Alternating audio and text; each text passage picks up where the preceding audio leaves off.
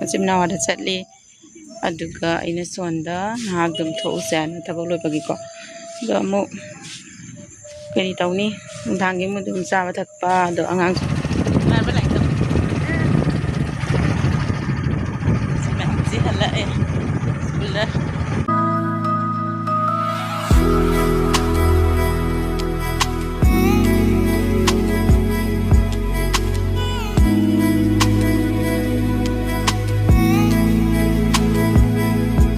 Hi ma'am,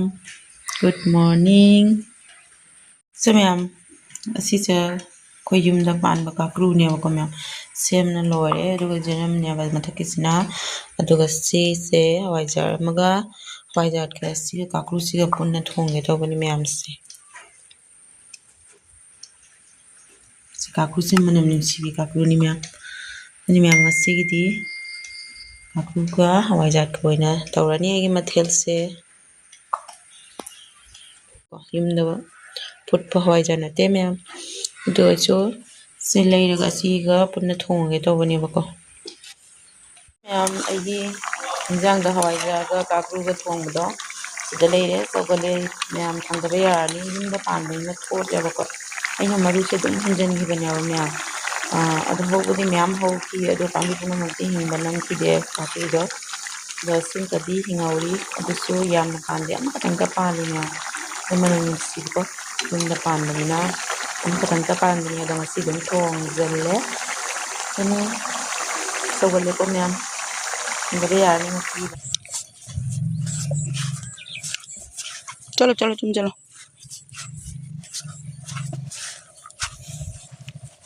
ma'am se housing mo school da chan bitin biro ga na thoklei ma'am na Zatam be sonam ta onthoro ngi che amada hai mda taroje hai ko school jake tor mi ko de nangi jing keno dam ta hai ro che se jingle bell dam ta hai ro che rhymes ta jingle on the way Santa Claus is coming riding on a sleigh makuna haidra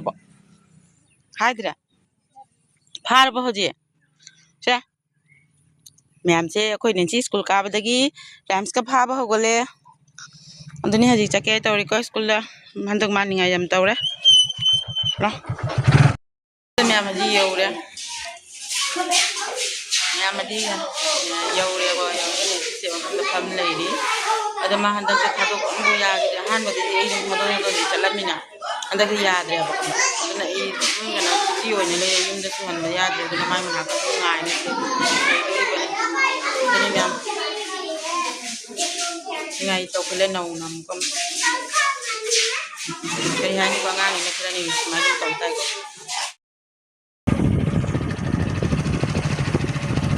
na ba lai to si hala bismillah ang dai ko na pa yang ka ne pot ko ne ni ya si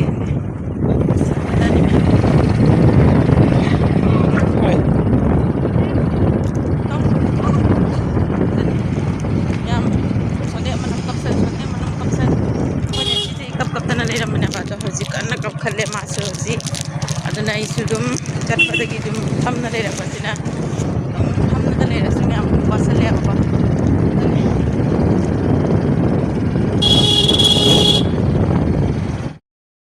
mem hai hai ne yum yore kari hai ni agang me am gi ok sa ba di sonde manam kapsan tani me chan pai madam da sujam kap khide wa gi de Then yum yore ma'am yore ko yore yum da yore ga ha na tore putha na sak ko na lore aduga ngasi je ke do ga bun angang thin rai bun handak se angang se amana sonde kapsala ko adedi khoni ji ha oris akhoni ji han badi dum yaram me ba ko ha kuina nimi santa mong dum yaram me hai tare thado ga yum da dum la me thado ko ona dum chuti ora ga dum lo go su dum satli aduga handakti masuk tau khala mo masuk lai ko masuk lai yo aduni da ne angang ni na dai mai do na yadre ba dak se lai raga hajik mo masi sina ke do ga bo ma honde class am kha to bi ba saw bi ba angang pim sa sina mai manak pham do ra na ko khun gi ne ba ka ado mai manak ta pham ga na ka pe so ni mala ti ma ne class ti ma de ya bro to ado akhone si manak pham do ra kan ji le ga ba ado ge di so ne ko jana thang do ja de ja chone ma kari hai kamai na tam doi no khang de bo ngang sing mong de nok su no ni khok su sai hai ta nung chu nung sing moi mong do ra ga ne kadang he har ko konjan ko chan na aduni myam du amma do na kapi sarak du kan pam sam na ke do ga ma kano ko ma ngang du ka the mi ba mi tim jan ne ba kapi do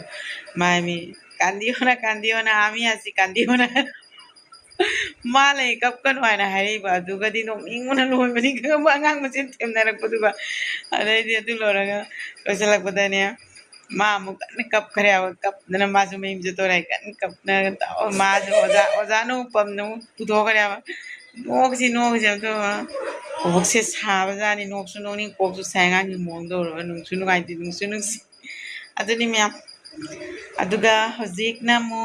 ai je dum wa ken do man ni na dum wari se dum ni ma'am na dum asi hatro ko ne wari se aduni ma'am hozik mo nga hak anto basiga CPC mo ai to ba ma tu ga na sikka kai to bune ba hozik si se ma'am lang tha da season ba nuai da ba phim ta ne ba ko se ado nga si se yam ka ro am ka tang ne ka ge CPC ta to ba da pu tho ra ge to ne CPC to ne ka ge to ni ma'am do ma'am sandagi mo kena loisal lage thabak loisan be mata mi ore ko da phi ani ka tang oina ka e do sil le hore aduga loisal lage sandai thabak loisal luge to bani ko ma'am duni nongmagi nongasi ni nong se kra hange na ayuk tagi phi suramba kulamba aduga school jam chatluba aduni ma'am nongmagi thabak sing se amukari hai ni ko dun handak se kra busy oire si loisal lage sandagi mo thabak loisal lage ko ma'am to ma'am ji sandagi thabak loisal ga chana ko lungak thore imai cha ambi dan chok jawdre achim na wada chatli aduga ina sonda hak dum tho usan thabak loi bagi ko do mo kani tawni dhangi mo dum cha ba thakpa do angang su school ka ramina ma gi su larik tak pokot pagi su jam busy ore ko aduni handak smai dona video su semba namjadre handak aduna do hai tai ko ma'am aduni tabak siam kalle school thindok thinjin nin china thadog ya banina amu chatle ma ga loina na aduna ma ga chatpanina antana phi ga chudo ko to thabak se kalle handak paisa ba se ma'am sandagi view se fajama nong chu lai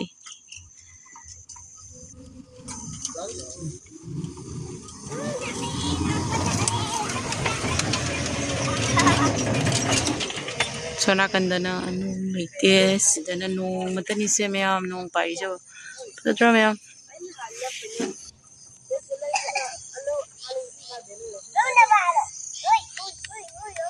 aduga ma'am hoji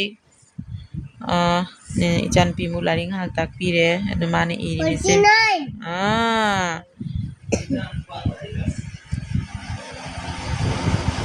ma'am se koi chan pi kyam lari hai re natram cha to me yengese mama antan yengese yam hai re cha to mi lari jam iba hai re natram cha to me ka chalo melo ne asikari 50 haro 50 sige ham ta paro inga 1 2 3 1 2 3 4 5 6 7 8 9 10 wow hay re he ja re aluben 14 15 16 17 18 19 20 Wow, haibana. Ma'am haji nungdangi mu dum hai na ko ang like tam ne haji aduga haji nungdangi mu chak thongba matam yaure si bazar dagi ngasi nungdangi nga ne rak pone base sida leire do haji amuk thong tare ko ma'am sini ma'am marum ga su yaure ngasi ke se je si thongge taw bani ma'am te ngasi gi nungdangi nga ngoba hogale ma'am nga sida leire ngona do khara ma leire ngoda marum su khara yaure ba ko ngasi se aduga mayan sida sem na leire sini sumai tawra dum thongani ngasi ke se tomato su yamamdre ngasi ki tomato se ko amani ta aduni ma'am sina ko hingon dagi athengba na inamda da thagi bado haji nong cheda me ado atheng bane ba ko ado dum kwai last thaw boduni aduna haji pik na sumai tawna hexer ma'am se nong chura je jum sumai dum cha pange ma'am ko yumde hilak pani ko hingon lagi